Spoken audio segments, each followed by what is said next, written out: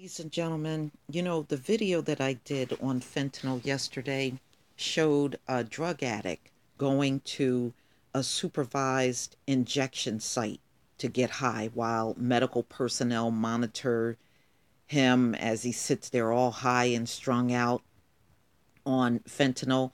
Well, guess what, ladies and gentlemen? That is being proposed here more and more in the US.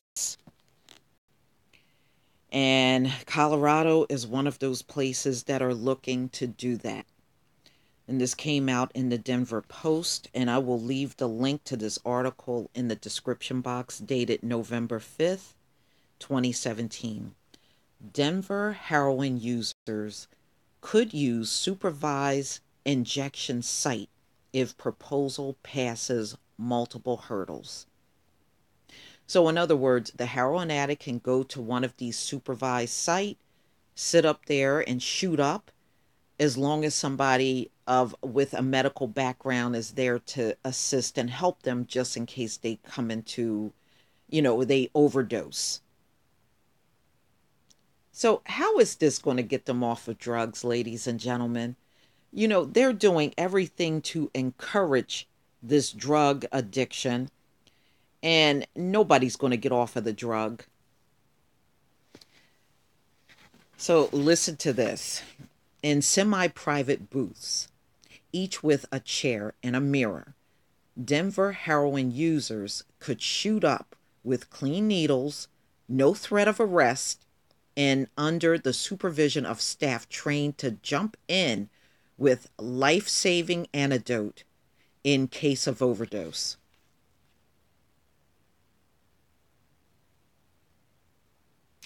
So they are setting up sites for them to do illegal drugs, and it's okay, and they won't be arrested as long as they're in front of medical personnel while they do it.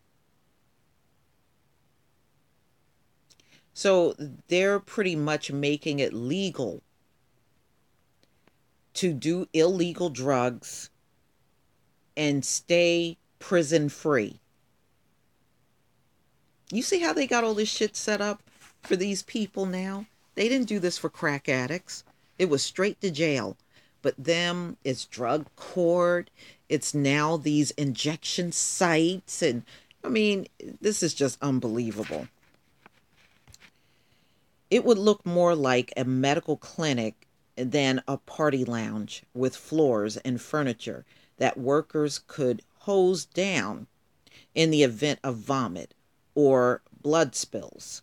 Staffers would hand out sterile needles and possibly distilled water, but clients would bring their own drugs to cook and inject.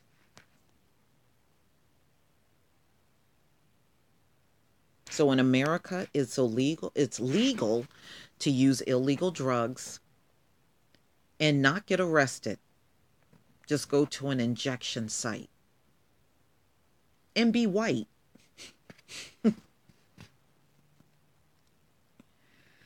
Wow. It's called a supervised injection site, and Denver is on a path to become one of the first U.S. cities to open one. Now, they already got these up in Canada, y'all. That's what was in the video that you saw yesterday. They already got these injection sites there. So now they're going to start implementing this here in the U.S. Unbelievable. Although doing so would require action by the city council, the state legislature, and possibly federal government. So they're allowing them to be legal drug addicts. That's what they're allowing. But during the crack epidemic, everybody was a criminal. Seattle and San Francisco, ahead of Denver in planning, are attempting to open the first sites in this country, although there are more than 100 around the world.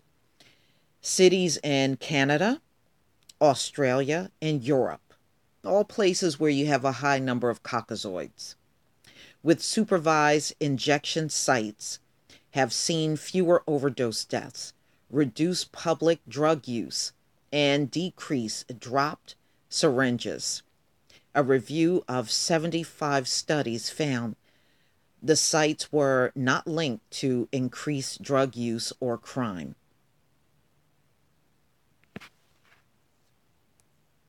I tell you. In Denver, officials supportive of the idea want fewer used needles dropped in city parks and hidden in the vines along the Cherry Creek bike path. They want fewer people using drugs in alleys along 16th Street, Mall, and overdosing in public bathrooms.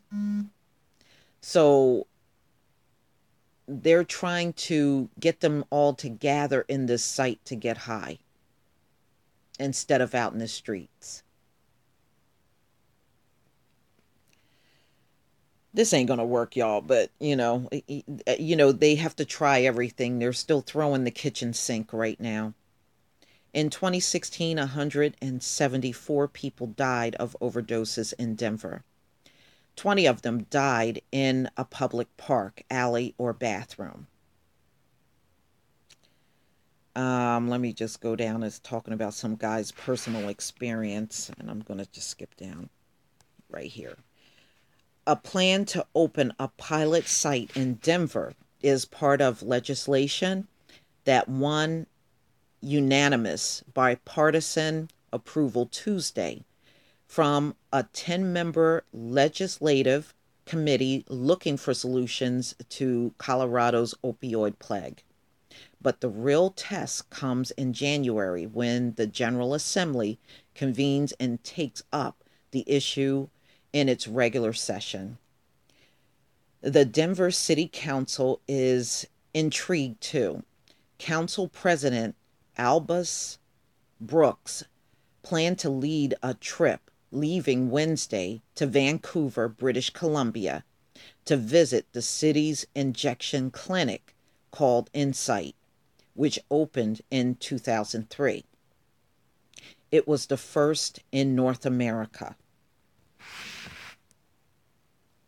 Wow. The momentum behind a Denver site comes largely from Lisa Ravel, executive director of the Harm Reduction Action Center, a treatment and counsel center. It provides user with clean needles and naloxone, the antidote to an opioid overdose. The center on Colfax Avenue across from the state capitol collects about 3,500 used syringes each morning, a total of 16,848 in the last week.